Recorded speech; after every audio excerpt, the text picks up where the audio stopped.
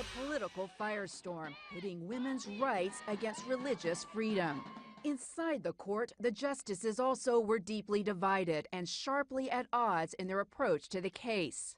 The majority decision by Justice Samuel Alito emphasized religious rights and marks the first time the court has allowed a for-profit corporation this type of religious exemption. The Supreme Court dealt a blow to Obamacare this week, but in truth, how much of a shot to the plan was it really? And where are all the doctors? Ours is here. We get house calls. We don't even have to ask. The doctor is in every Tuesday. Welcome in. Newsmax Deputy Health Editor Nick Tate joins us today. And it's fair to say that we're not doctors. We do play one on TV, though. Exactly right. So it is fair. That's okay. The Obamacare decision here.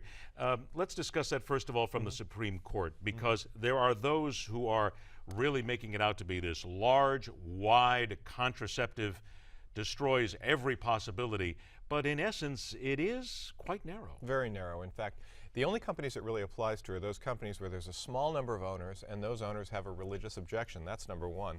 Number two, it only applies to really 4 particular contraceptive techniques, 2 IUDs and medicines that basically prevent a fertilized embryo from implanting and growing into a fetus and a baby. So it's not the widespread attack, the huge attack on contraceptives or women's rights that it's been made out to be. It's very, very narrowly defined.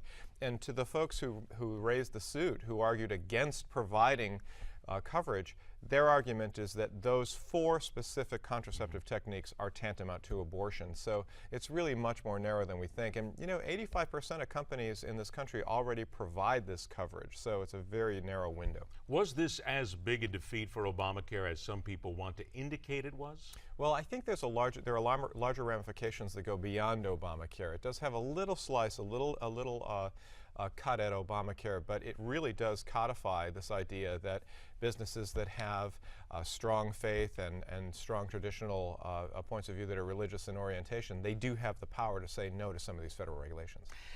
Now let's talk about data. Because here we are. It's amazing how you can look over Obamacare and data, and here's the one I saw. Health loss signups dogged by data flaws. Now here is this.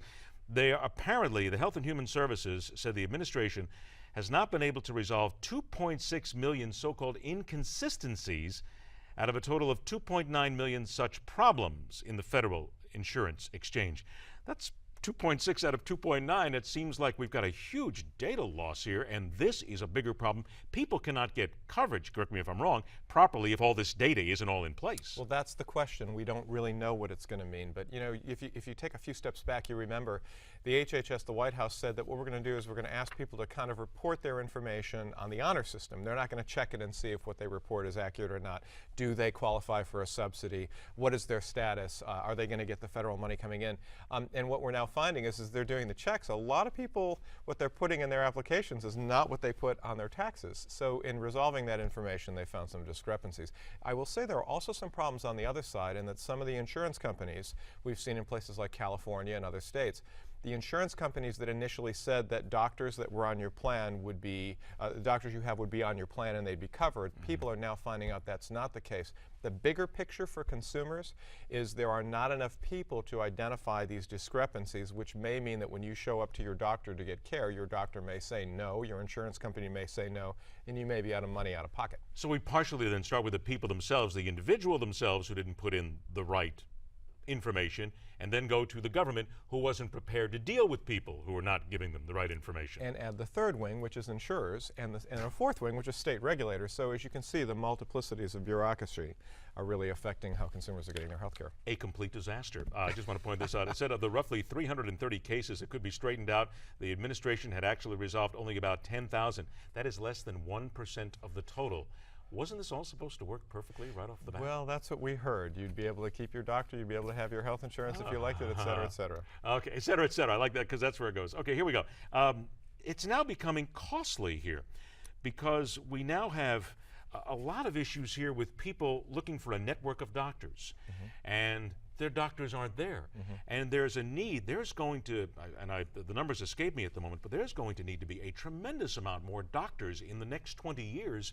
and there's not a lot of doctors on the horizon. We are running out of medical professionals to care for people that Obamacare says are going to be there to care for people. That's right. I mean, there's about $1 trillion in spending on new health care reforms that are aimed under Obamacare to raise the quality of health care in this country and lower the ranks of the uninsured and the underinsured.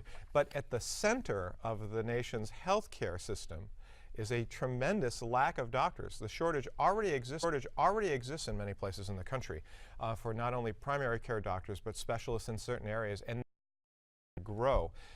By the year 2020, the expectation is we'll be about 90,000 doctors short of what we need, and in 2025 that number is going to rise to about 130,000 doctors. Now add in the other part of the equation, which is that every day about 10,000 Americans are turning 65 and will do so for the next 9 years, according to the Census Bureau. And we're seeing, get the number? So we're seeing a huge expansion in need, huge expansion in the number who are now getting insurance under Obamacare and are going to require care at the same time that the number of doctors is going down. So as we saw with the VA problems, the VA was short about 400 doctors, and we see the problems there. When we're going to be short in this country 90,000, 100,000, 120,000, the impacts on care and quality of care, I think, are going to be significant.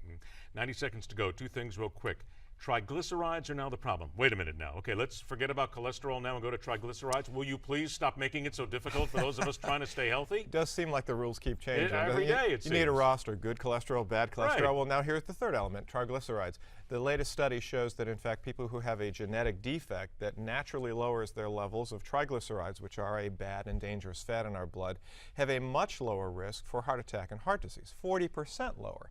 So it's not cholesterol that really is the problem. It's triglycerides, this study suggests, and all the money that's been thrown at getting people on statins and raising improving their cholesterol profile may have been the wrong enemy we've been fighting all along. 30 seconds. Tell us about this exoskeleton. Brilliant. Well, brilliant machine. Many people who might have seen the opening of the World Cup saw these people who were paralyzed walking in these little machines that are a little reminiscent of the contraptions that you might remember from Aliens that Sigourney Weaver's character was wearing. They work in a kind of a similar way, but it's science fiction meeting true medical science. People work them with a remote control that allows them to walk and stand and sit and move. It's called ReWalk, and I think it's really opening up the door to the hundreds of thousands of people who have paralysis to walk again. All right, I want to remind everybody here to make sure you go to healthradarnow.com. You get your special offer on the Obamacare Survival Book. The Obamacare Survival Book. Tate is the one who brought it to us. He'll be here every Tuesday as well. Good seeing you again, my Thanks, friend. Ed. You Have too. a great weekend. Happy You 4th too. of July. Okay, We will return with a whole lot more, including specifically executive overreach. Now, this is something that we have been talking about all day because it does seem to many as if the president has done it yet again. Stick around. This is Midpoint, where we question everything.